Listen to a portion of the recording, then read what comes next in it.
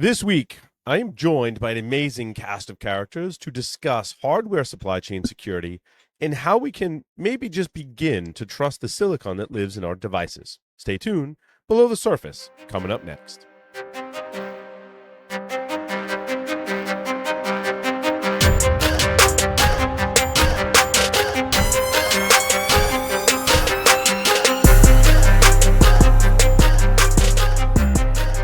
Welcome to Below the Surface. It's episode number 66, being recorded on Friday, January 9th, 2025.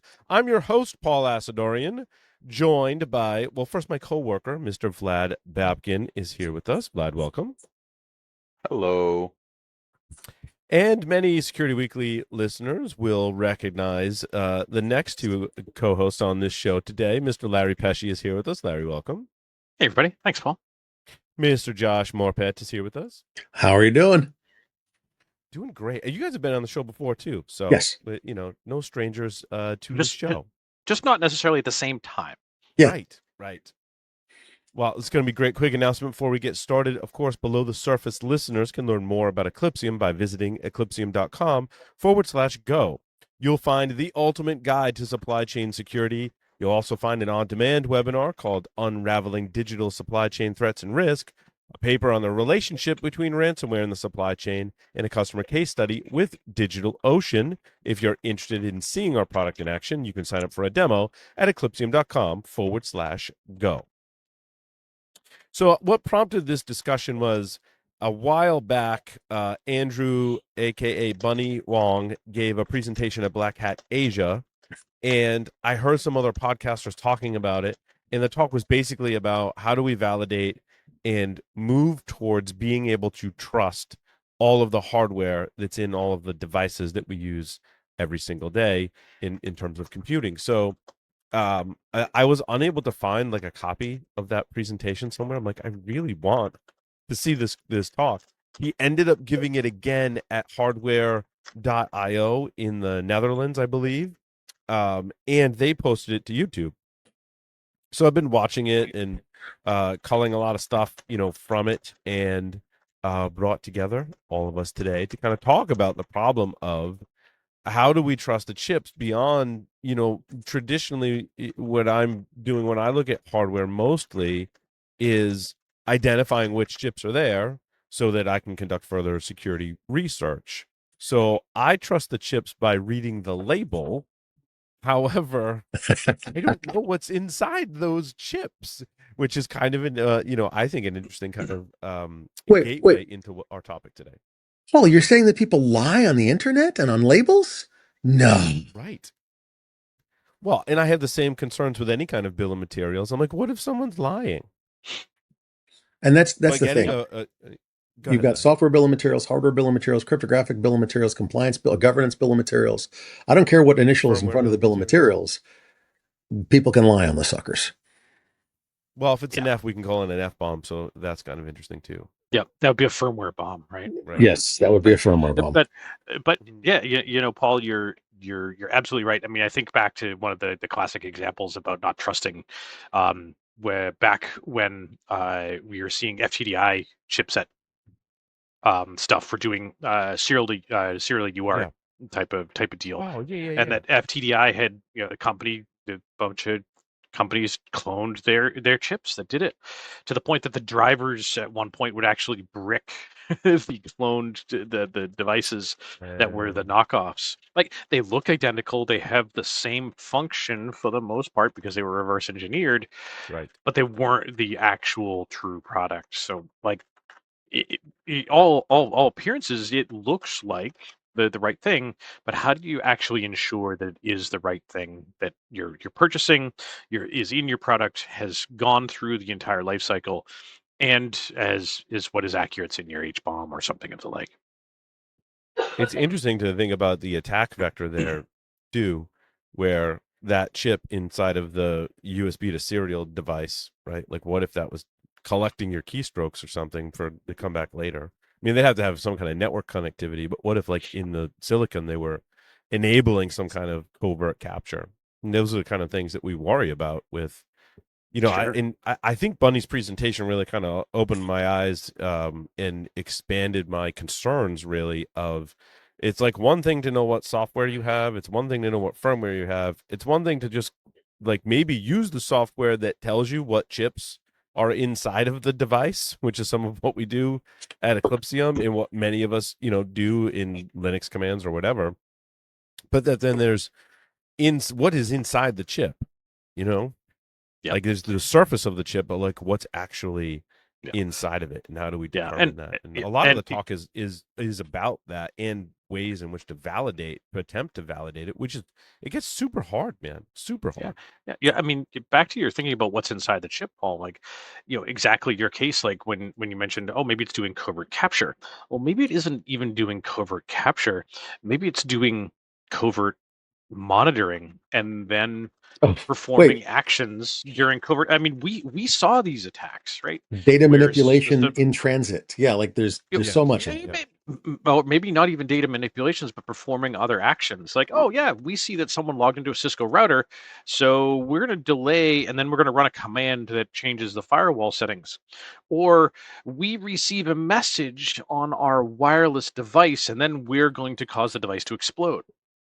Right. By observing the data in transit, having performed some other action. We saw this. Like we saw exploding pagers. We saw exploding radios.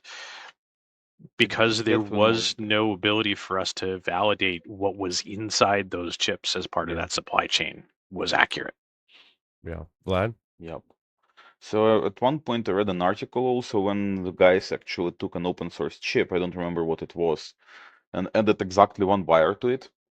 Just one extra trace. And what happened is that the chip got a covert backdoor which they could trigger to actually get root on the system post factum.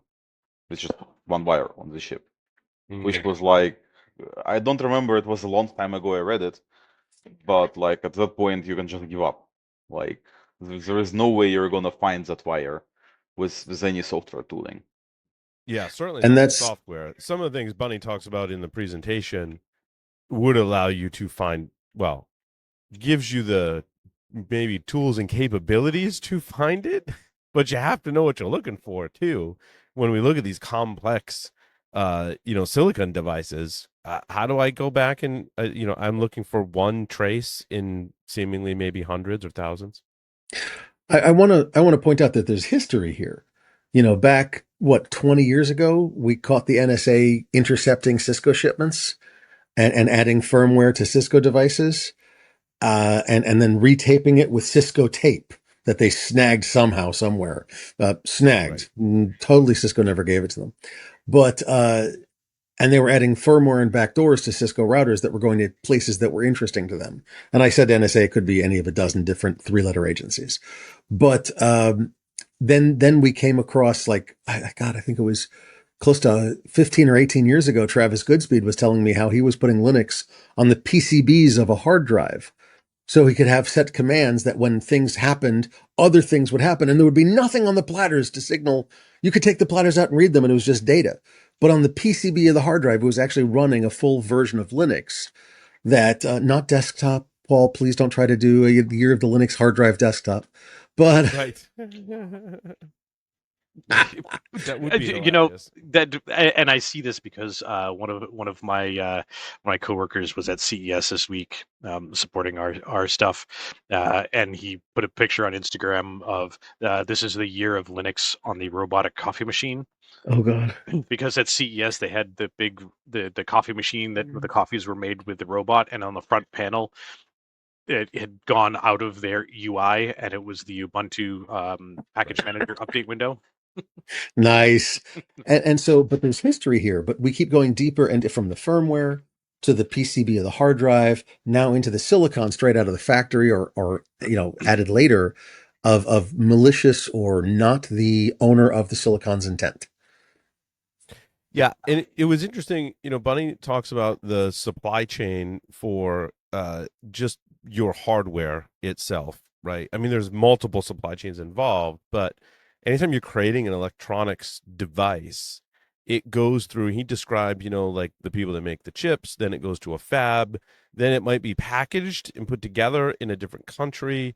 And I mean, for me, when you talked about the NSA, modifying Cisco devices, like usually there's a tamper sticker. Not to say that you can't get around the tamper sticker or any kind of tamper-proof controls that are on the device. Tamper However, Evident Village would like to be talking to you. Yes. yeah, but much easier if, well, maybe I'm not in the actual fab, but I have access to the facility where the stuff is packaged. And maybe that's where the tamper stuff gets put on. So I can put hardware inside the device before the tamper stuff goes on, before the Cisco tape goes on. So even if you're trying to validate through those methods and check those, it doesn't matter because it could, the supply chain could have been tampered with before some of these protection measures are put in place. I'm going to tell you a quick story that somebody told me is fascinating. I got a buddy that works at a major manufacturer of hardware. Okay. And he was telling me that when you need a NAND chip, you just specify what you need. And then the first ship that shows up at the harbor with the right NAND chip, that's what's going on that box. Like that's it, because they need so many, like they're craving them. And so whichever, and that's why they're all standardized across every manufacturer for various standards, sizes and shapes and density and everything else. Because that way, I don't care. That ship showed up, great. Buy them, get them in here. We're putting them on the boards. So it's really hard to do a end-to-end hardware bill of materials. It's really hard to do an end-to-end, I know what's on that chip, because it may change 20 minutes before it's going to actually get processed and out the door. Yeah. And how do we know if we have a counterfeit component or not? Or malicious. What if I set a malicious one in every NAND chip in that entire ship? And then just make sure I've got one loitering offshore and, oh, they want some? Here you go. Yeah. And as I've said before on previous podcasts, like not everyone has an X-ray machine. Although we happen to have one in the office. And look for some stuff coming out on that. But we've seen examples where, I mean, we know people who have had X-ray machines and CT machines that are looking for basically anomalies in it. The problem that I have with this is how, like, is it even possible to operationalize that? Like, I don't think this process is something that, like, as an enterprise, I can go, well, I just bought, I don't know, like a couple thousand Cisco devices. Okay, I'm going to X-ray or CT scan every single one and see if there's any anomalies in the hardware to check for any kind of counterfeit components or any kind of tampering or any kind of hardware backdoors on the board or inside the silicon. Now, there's a lot of challenges there. Scale is one. Knowing what to look for is the other one. Just because you have the facility to image the device, well, it takes a certain skill set to look at that image and go, oh, I think that shouldn't be there, right? I mean, you could obviously just compare them. That would be a great job for like an LLM. Here's 1,000 images. Tell me which ones don't match, right? That could potentially spot something, but it's a difficult thing to operationalize. What's your guys' thoughts as to how we can add some level of assurance without making like every enterprise, every Fortune 1000 needs to have their own X-ray and CT machines to provide some kind of hardware validity? It gets even worse than that.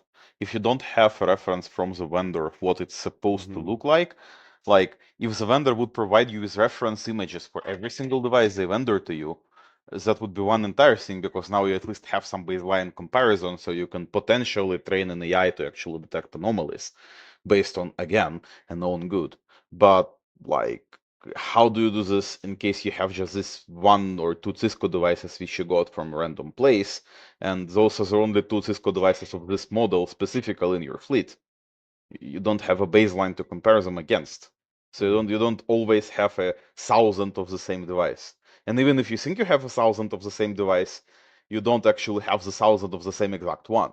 So because like if you bought them in different years, welcome, there might be different hardware inside of them. Yeah, agreed. And Agreed. That's where it's hard to go, okay, I got 1,000 of them.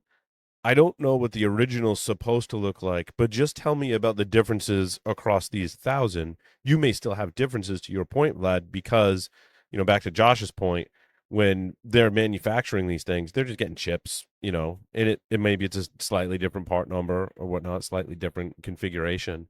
The ultimate end goal is the same. The capabilities are the same, but the hardware components could certainly be different. Larry, I think you and I first realized this back when we wrote the Linksys book.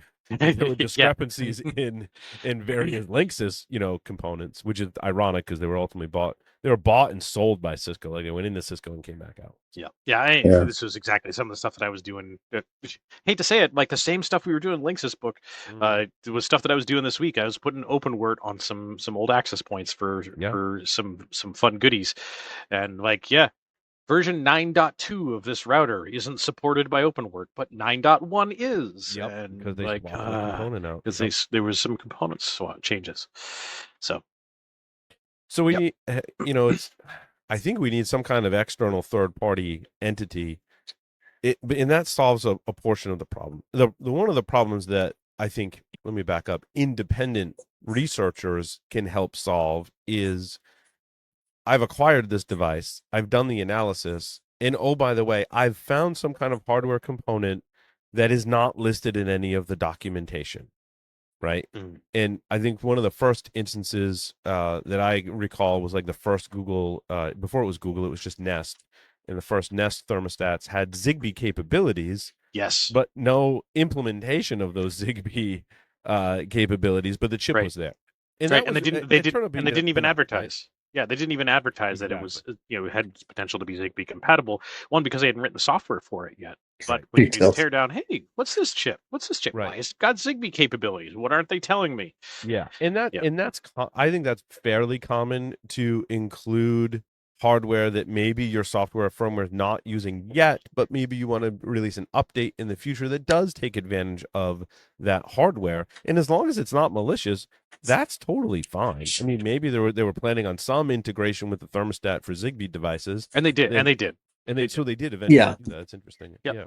But when it's a camera and a microphone, that gets awkward. I'm sorry. When a camera and a microphone's on a KVM, was it Nano KVM? One of the KVMs, they discovered that there was a microphone inside of it. But the more concerning part was when you reverse engineer the firmware, you realize that the Linux that's on that device has the full capabilities to use that microphone. Yep. It's just crazy. Yep. Now, if they were smart, that firmware wouldn't have had those capabilities because they make it that more bloated, right? Right. But I on that one, I did see some argument about why you may want to have that future capabilities, like being able to listen to the microphone. So if it's in a remote location, you can tell if the fan is running because it's at temperature and some of those other types of failures. But still, I'll set up a camera for that. Thank you very much. I don't want that built into my KVM.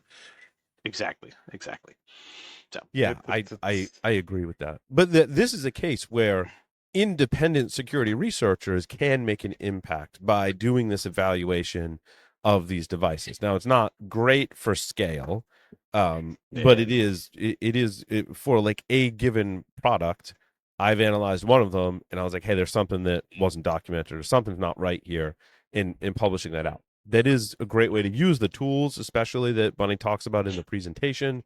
To do that kind of stuff, I think is great. However, this doesn't scale, right? Like, what if only some of the nano KVMs or whatever were backdoor? Right? Well, it does and it doesn't scale. Enterprise. What if it's an enterprise product that not every security researcher can gain access to? An enterprise product, we're pretty much limited to what's on eBay. So it does scale sort of, and real quick, the point is that I can put out a hardware bill of materials and a firmware bill of materials and a software bill of materials about this product, and you go, okay, that's cool, it looks beautiful, and I go, yes, it's awesome, isn't it? And you go, but how do I know you're not lying? And that's the problem. That's the part that doesn't scale, is the corroboration. And that's a big part of Bunny's talk, which, by the way, was a brilliant talk. I thought it was awesome. And the corroboration is what he spends the majority of his time talking about. So it doesn't scale because I need 14,000 devices tested. But if I need this device tested, maybe I can make it scale by bountying it. Maybe I can say, hey, does somebody want to corroborate this? Because I have $1,000 for somebody to corroborate this on this device. Oh yeah, we've seen kind of a trend of that, of people putting out bounties to do security research, to do feature implementation. What was that site? There is a site where people have set up bounties to do that kind of stuff. Yeah, I was like, forget what it it's is. was that Zerodium or no? That was the 0 days. No, we covered it about a month and a half ago on Security Weekly. Yeah. It actually gets even more interesting when you start thinking about like firmware bill of materials. You will not detect it on a CT scan. You will not detect any tampering that might have happened with firmware specifically on a X-ray scan. And in many cases, if you get a device which has a closed shell, you ain't getting any access to firmware. Like at best, the device might have some integrity self-test, which of course runs in the same firmware, which can be tampered with in the first place. So there's very little you can actually do to fully verify. You can have some level of check, but you cannot actually get the firmware easily without actual like deep hardware tools and whatnot. And that segues into something that Bunny talked about in the talk that was concerning for me. And there's a portion in the talk where he's describing, the debug interfaces that we have on the hardware, that you could use those to attempt to verify the hardware. However, if the hardware has been tampered with, it will know to lie to the debug interface and be like, nope, everything's fine. I don't have any of that stuff.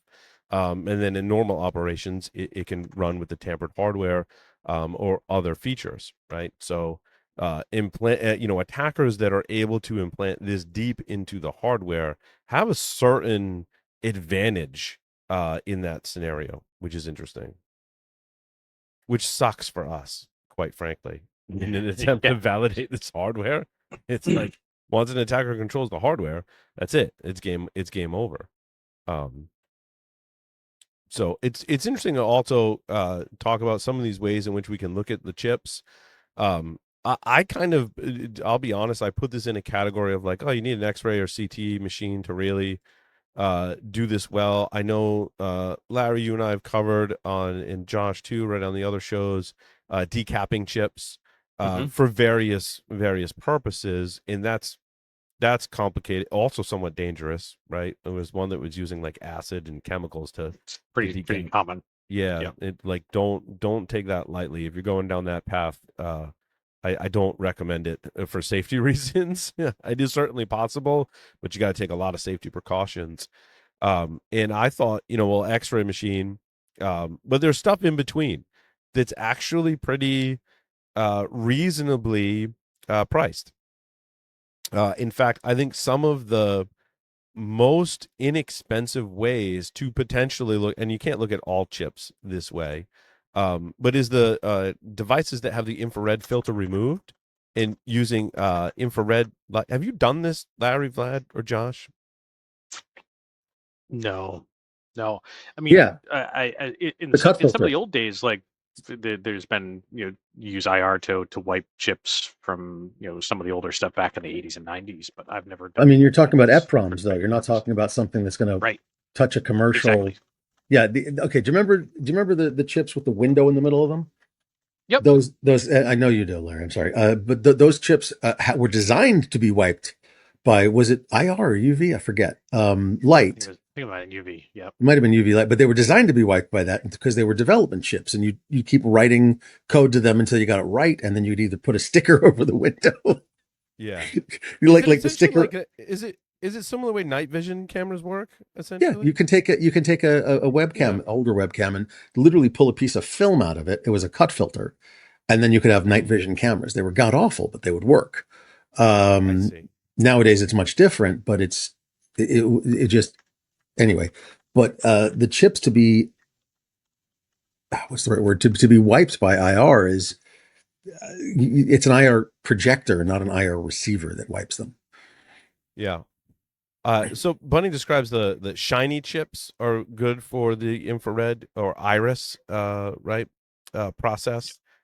And there are a lot of cheap USB microscopes. I think he's also using some of those that you can remove the IR filter from. He also had a Sony A5000, an older Sony mirrorless camera, and was able to remove the IR filter from that and had a very specific lens on it that he was using to look under the cap on a chip, which I thought was interesting. I mean, that stuff that maybe you have laying around, right? You've got an old digital camera laying around and you're not using it, you haven't sold it or whatever. Now you can use it for some potential security research, which I thought was awesome. Yeah, and this is fascinating. And thinking about it, this beyond just the research part, this may be helpful for organizations to start validating that the hardware that they've received are matching the H bombs, if that was something that they wanted to do. The problem is we talked earlier about scale. Like, doing this isn't going to scale. If you want to validate, you're going to have to take apart every device that comes into your organization and do this inventory and do the comparison. And like that's not going to happen for a couple of reasons. You buy 1,000 routers from Cisco. Who's going to take apart all 1,000 routers and validate them? And more importantly, when you take them apart, does it void your warranty? And security research purposes, yeah, absolutely. But to go to some of the heart of the problem about being able to have assured hardware, I don't. This is definitely not one that's going to solve the problem easily. I really want to set up one of these things to look at some of this hardware. I think that's pretty cool. Yeah. I didn't realize that there are several different, more cost-effective ways to be able to do this, which is pretty awesome. And a site that you can Can you upload images to this site, or is that a site that Larry, you and I were talking about a site because when it transcribed it from YouTube, it transcribed the site with an O instead of a 0. Yep. And I had to do a little digging, I think, through another AI, and it told me where is it now? How did I lose the chat I had with you guys? It was Silicon Prawn. There it is. Silicon Prawn. And the YouTube transcribe what Bunny said is PRON, but it's PR0N. And that is a website where it looks. I don't know if just anyone can upload an image. Is that true? I don't know. I didn't actually look at that capability. I know if you go to the archive, I don't know if you can upload, but it's a wiki effectively for that. So you may be able to, if you have a login and that type of stuff. Oh yeah, they can. They say, if I already have images, can I add them? Yes, we can create you an account. You can give it to us to import. So yeah. That's awesome. The best part about this is that it was translated as Silicon Prawn, PRON. You found it as 0N, but the actual site says something about prawn, PRAWN. Shrimp, silicon shrimps. Silicon shrimp, both in the banner and when you go to the wiki, it says linked pages when available can be found at siliconprawn.org, PRAWN. So you can't blame AI for being confused on this one. Yeah, I was worried. I thought it hallucinated, like the whole thing. I'm like, did it just hallucinate this site? Because Bunny just makes like a quick reference to it. He makes reference to a lot of different tools and sites in the talk. Like I need to like go through the talk again in a little more detail. So but then he gets like really, there's some other fancier things for looking at hardware. I'm trying to find them now. I lost my show notes. He had some really fancy machinery that he said had open source software, things you can build on your own that kind of build on those capabilities using infrared technology to be able to look at the silicon. He had one that was like spinning the light around and I believe taking pictures of the chips, which is pretty awesome. He also talks about Moore's law too, on how it doesn't necessarily get cheaper. That there was like a point in 2010 where to add more transistors onto the board, they actually become more expensive. And he's like, so Moore's law is basically dead. I think that's the first time I've heard a reference to like Moore's law being dead. We kind of always just relied on Moore's law. But basically what he says in the talk is like, look, in 2010, Moore's law was good, right? Like we added capabilities, things got cheaper, but then as we started to add more transistors after that, things actually got a lot more expensive, which is kind of interesting as well.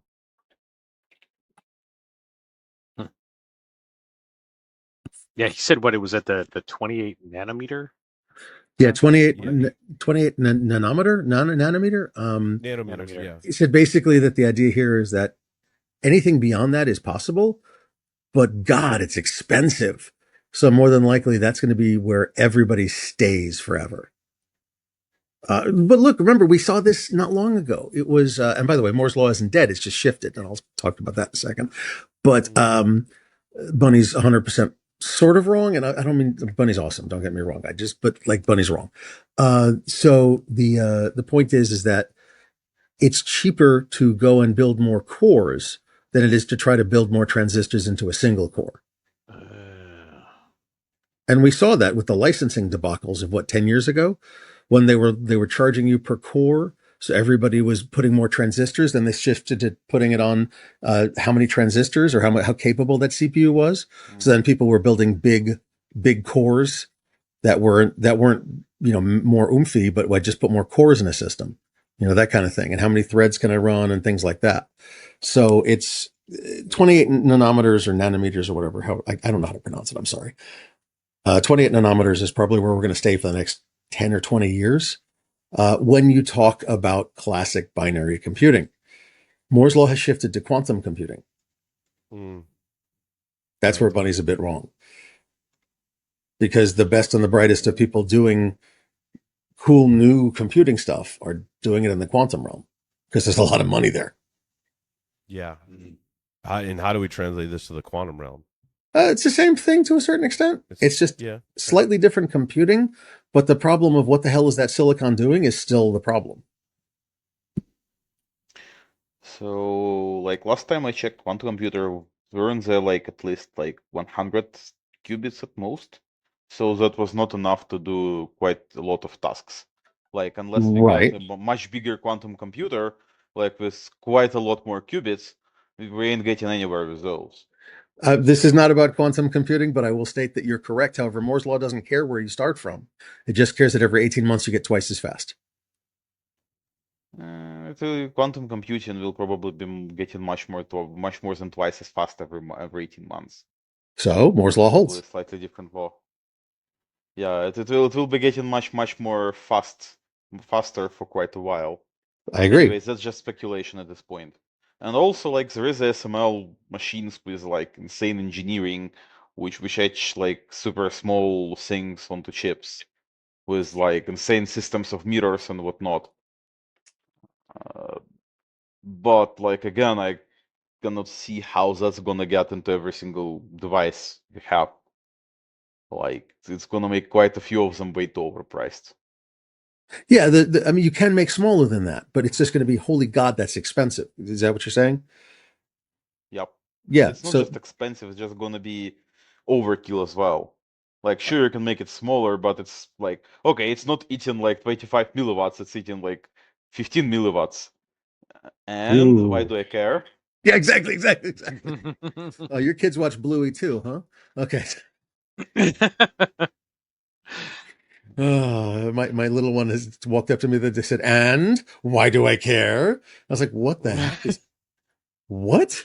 And turns out there's something called Unicorse in Bluey that is a sock puppet and goes, "And why do I care?" Sorry, but yeah. So I don't even know that reference.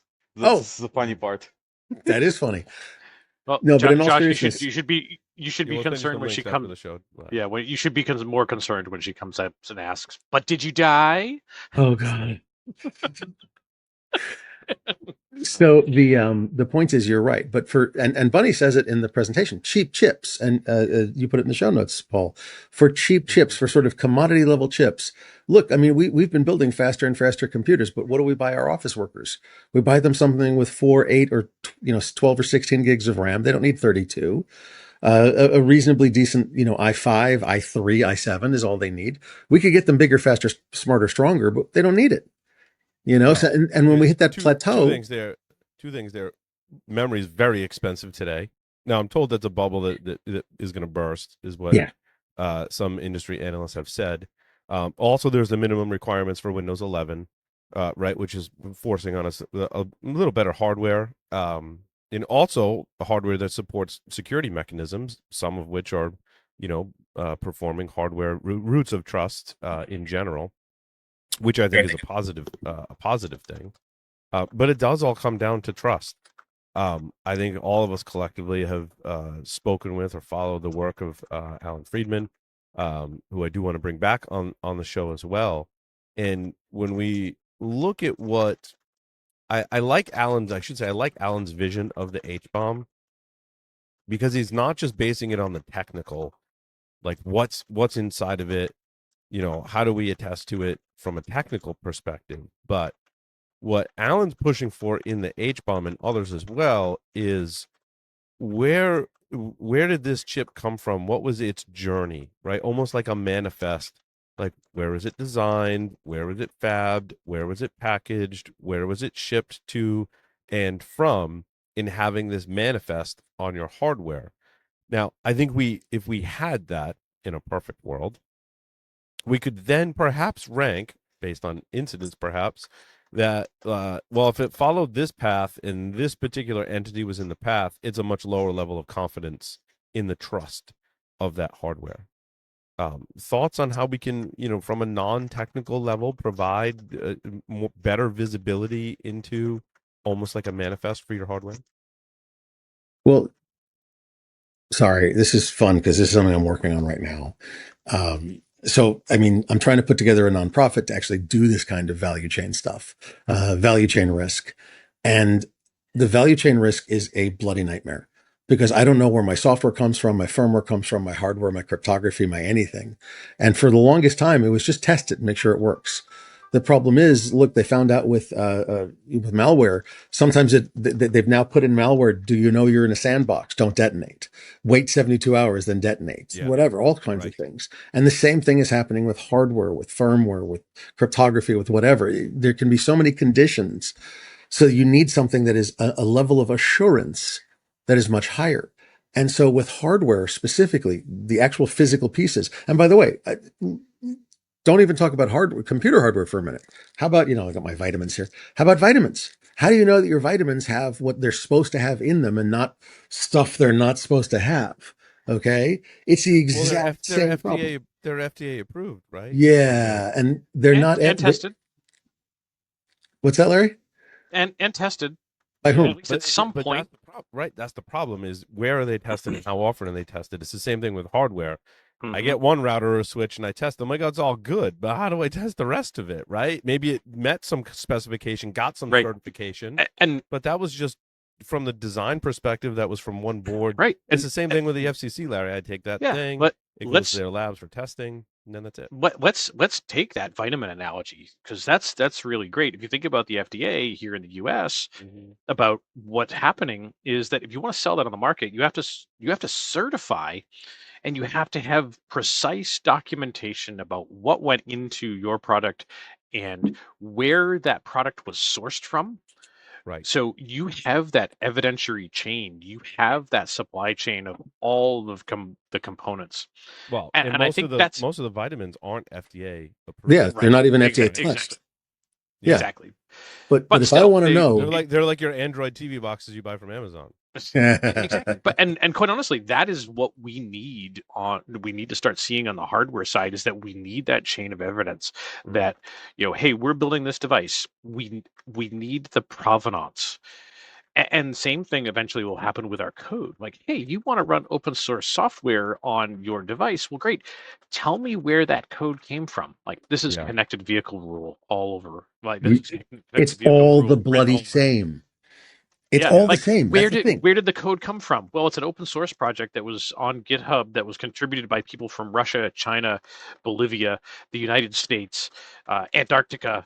I'm not picking on anyone in particular, but all those damn Antarcticans. You need to have that provenance of where it originated and what went into it at a very detailed level, and at what ratios, and all of your suppliers and so forth.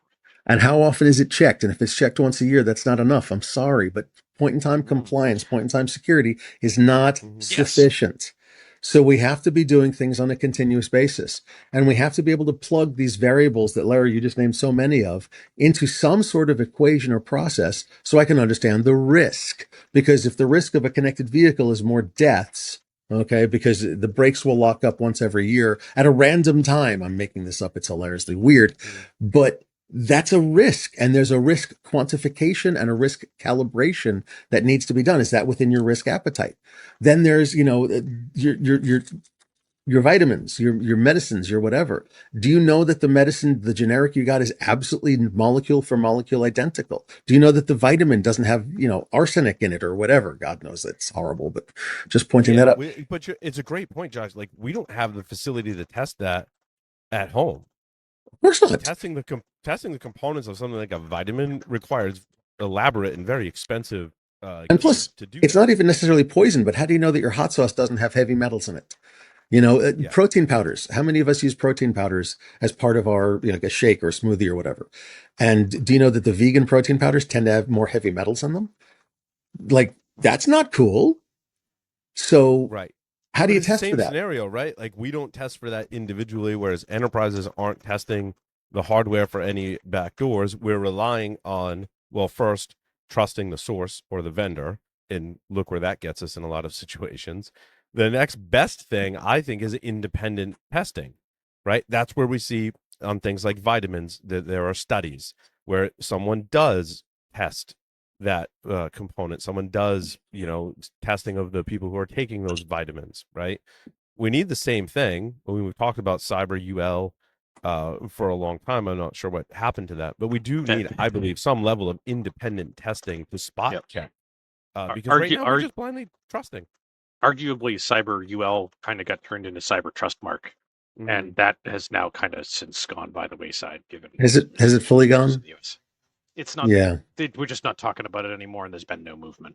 Oh, I'm so sorry. But I think the hard part with that, actually, I draw on some of my cigar experience as well, right? Because the FDA was trying to get involved with handmade cigars, and anytime we have this regulation, we run into the problem of the more regulation that we have and the barriers of entry to market, the more we kind of just poo-poo on the capitalism, and it makes it harder for people to enter the market, which is a very interesting problem to talk about in terms of this testing for hardware too, right? We wouldn't have commodity hardware that we can buy on Amazon if it involved, in order to get it on Amazon, they had to spend a lot of money to get it validated and certified in some way.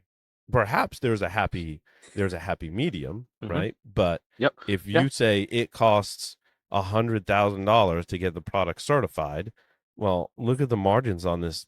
I think of the Haribo gummy battery packs and earbuds. Right? Once they spent money, they spent money and licensed the trademark from Haribo, who makes gummy bears, and they made these battery packs and earbuds. And when someone did the independent analysis, Larry, you brought this story to us this week, that they found that the batteries were of poor quality control. Yep, right? and arguably dangerous. And Amazon pulled it because of the independent testing. So independent testing does play a role in the process. Yeah, and on the converse, like if we think about stifling, with regulation stifling, open and free market. On the converse, look at somebody like Hack5. Who with their Wi-Fi pineapples, years ago they started not being able to get the open source, the open commodity routers that they were building their platform on, so they built their own. Yep. They ended up building their own, and the conversation that I remember having with Darren at the time was like, yeah, we went through the certification process with the FCC to get these devices certified because we had our own custom boards made. And he said the only way we could do this was if we actually made so many boards and sold this many products. Yeah. Which is why the Wi-Fi pineapple line for many years didn't change. Yeah. Because they had to go through the inventory of the current stuff and why they weren't really doing any development. So it's wait. To carry a higher price tag. I mean, we know we can build the equivalent much cheaper, right? But and the process of getting certified. Same thing for this. Their pager was available and was being shown and given to select folks at DEF CON last year, but they couldn't offer them for sale because they were still getting their FCC approval. Right. But I want to point out. Go ahead, John. that Dre Gordon is now at Hack 5, and he's so happy that it's pitiful. I love it. It makes me happy that he's there. It's great. Yeah. But he told me that he's redesigned the firmware to make them incredibly more efficient and to be able to do so much more work. That, as far as I know, did not require a FCC update. Okay. Correct. Right, because the radio communications didn't change, and that's what the FCC is testing. Is right, Larry? Correct me if I'm wrong. FCC is only testing any radio communications. Yeah, arguably only radio transmissions. Right, radio Yes, you're correct. Yep. Radio transmissions. And that said, Paul, if I want to get this listed on Amazon, I've got to go through this FCC approval process. I have stuff that I have bought off of Amazon. Quite honestly, it was one of my Sans course pen test type targets things. Oh yeah, hey, you've got this device, and we tell you to go look up the FCC ID. And sure enough, the device they've got in their labs has no FCC ID because they didn't go through the approval process, and it transmits, and it's completely in violation of U.S. law. And yet, okay, so it is in violation of U.S. law. Oh, dude, there are devices on Amazon right now that are blatantly illegal. Oh yeah, blatantly. Not even it's just not no. But like I said earlier this week, it grinds my gears because you can't buy a Flipper Zero from Amazon because they deem that as dangerous. But you can buy an Android TV box that's backdoored with malware. You can buy, now I'm learning, stuff that is not FCC certified. You can buy jammers on Amazon. Yeah. Which are not just not FCC certified. They are illegal to possess. Are they illegal to possess or just illegal? Yes. Can you use them in a lab environment? No, not unless you have a certified lab. I'll defer to Larry on that. I don't believe they're illegal to possess. They're illegal to manufacture, import, build, and some of those. I don't believe they're illegal to possess, but they're illegal to use. Okay, so that device over my shoulder is not on, so hopefully they are violation of any law. Which is you may be right. The operation, marketing, or sale. Yep. Interesting. I thought there were clauses for research and lab work. Yeah, but the lab has to be certified. It has to be, Yeah.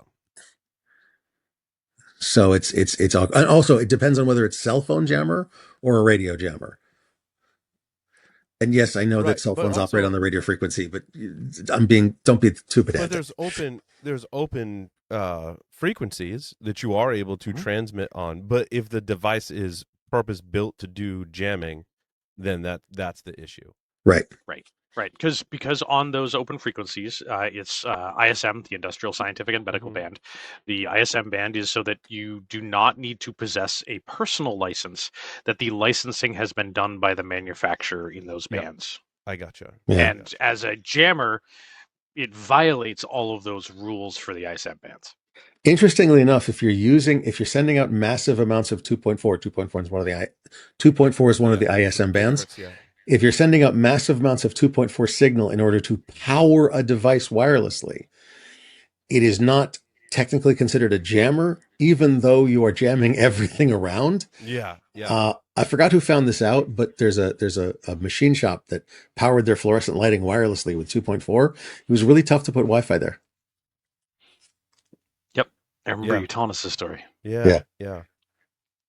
But it's interesting. It's an interesting segue to think about, we've been talking about enterprises that are acquiring hardware and assuring that that hardware is what it says it is, to be able to trust it. And a lot of, most enterprises are ordering from major companies. But when we as security researchers or hackers, when we go acquire a device, I bet you all four of us have acquired devices that are ordered from China at allow certain capabilities, and I'm sure all of us have thought about what if there is some kind of hardware and or firmware backdoor inside of those, right? I think that the software equivalent is your IDE that comes with plugins that are stealing your tokens, right? What if we have the equivalent inside of the security researcher type hardware? I've talked about this before, especially with the ESP32 platform.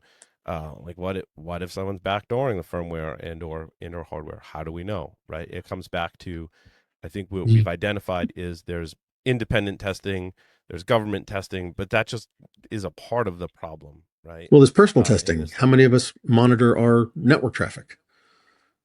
Like, yeah, any of the stuff, right? I mean, how much of us trust any kind of hardware, firmware, or software? I think there's a lot of, and I was just working on slides yesterday here at Eclipsium that were speaking to that. That there, in I think what I'm coming down to is there's still a lot of implicit trust that we have. That was like when I first started here at Eclipsium. I'm like, okay, so we give people a laptop and we just kind of trust that the manufacturer has done their due diligence so that the hardware and specifically UEFI is configured correctly. And we're like, well, the manufacturer should take care of that. And we're like, yeah, but there's so many instances where they have not, right? I mean, Vlad and I, this is our world, right? There's so many cases where they have not. I mean, even if there is a root of trust, we just saw this with the PlayStation 5. Once that root of trust is broken, once someone gets a hold of the key, if it's physically fused into the board, it's game over. It's game over. There is no now level of assurance on those devices. Now, for the PS5, people are doing it to modify their devices. They could also, when now you're going to go mod your PS5, which is probably illegal, but what if that has some kind of backdoor? Now you have no assurances from, I mean, you trusted Sony, but now you have to trust the internet. And those are two different things. You shouldn't trust either. But. So that leads to the, what is a high assurance router or a high assurance SSD? And how do we get there? And I don't know, because think about it. I think that's a lot of money. Go ahead, Vlad. I'm sorry. Vlad? Yeah, it gets even worse. Like in the past, if you read like all of the spy stories of like, oh, hey, this rock was transmitting data secretly and covertly and nobody knew. Well, now, like in the past, to build this rock, you needed capabilities of an entire secret service and whatnot, right? Now, a single random Joe can just do it at home, right? And like just building such a rock is no longer very hard. You don't need quite as many advanced capabilities. You can just buy some random small board and just put it in a nice rock-looking container and drop it off wherever the hell you want. Yeah. Or, for example, if you are a manufacturer in China, who said that your devices cannot have an extra radio transmitter, which you would not know about? And even if you have all of the traffic monitoring in the world, if it connects to some random other place to transmit data, well, hello there. You're reminding me of the typewriters that were backdoored by the Russian KGB. And the Great Seal? Mm-hmm. The typewriter one is awesome. If you're really if you're digging this topic, go look that up. It's a fascinating story that was somewhat like recently declassified that had happened, but you know the U.S. found that there was electronics inside of typewriters. I believe they were being stationed in an embassy. It might have been the U.S. embassy in Russia, right? In Moscow, radio frequency capabilities that they had built inside of the. If I remember correctly, they were IBM Selectric. Probably. A specific model. Yeah. So there's a history. There is. I mean, it's interesting. There is a history of hardware backdoors and somewhat of a cat and mouse game. But to Vlad's point today, things are so much more advanced than a typewriter, obviously, that it's exacerbated this problem. We should have another talk about this because we still need to talk about what a high assurance whatever is. How do you procure it properly? How do you what's the value of it properly? And then on a long-term basis, what is the continuous management, monitoring, and corroboration of the efficacy of the security and the trust value for these devices? Because honestly, this is a huge topic. Yeah, because it's kind of like, go ahead, man. Yeah, like you're speaking about a world where I have a keyboard which has dual core ARM CPU. Right. Yeah. Perfect. Well, what are we talking about? but also to that point, things dynamically update. Wait, even better. I have a pen with a dual core ARM CPU. Like, what the hell? Your fridge is watching you with a camera, for Christ's sake. Like, oh my God. And all these things need to update firmware and apps on them. And the problem is like at what point do you have assurance? And this was a huge thing that I discovered in the context of Bad Box and Kim Wolf, which are the pre-infecting largely Android TV devices, is that the app that you might be looking at today may be malicious or benign, but through an update, it could flip-flop, right? A benign app could then become malicious or vice versa. Really just highlighting how this is a cat and mouse game and underscoring the need for this continuous monitoring of not just what's on the platform, but what's being transmitted, even not just on the network, but over radio frequencies. Which is kind of interesting. It gets even more fun. Like I have to mention research by Mickey in this case, like our colleague with me and Paul, who pretty much found a Linux web camera. And why I say Linux web camera? It's because Linux is running on the web camera, not because. Oh, I have those. I have those cameras. I have some of those too. Yeah, and like you can actually drop updates with whatever you want. The vendor does not actually check signatures. So what he did is he dropped an update which allowed this camera to present itself as a network card, as a keyboard, as whatever the hell it wants. And with like some minimal investment in time, like and manipulation to the camera, again, maybe it took him a while, but imagine that that's like 20 dudes in some secret service or some hacker group doing this, which will make it much faster. And like so you have a camera which pretty much connects by itself to the internet by suddenly starting to present itself as a network card, getting to share internet connection to itself. Then it presents itself as a keyboard, gets some inputs to the host device. This is literally malware that's physically connected to your laptop or to your computer. And if you're wondering if you can run Doom on them, you can. So you can. Unfortunately, you can actually. We're out of time today, but I want to thank everyone for coming on the show today and thank everyone for listening and watching this edition of the Below the Surface podcast. Thanks, everyone. We'll see you next time. Thanks, Paul. And out. Thank you.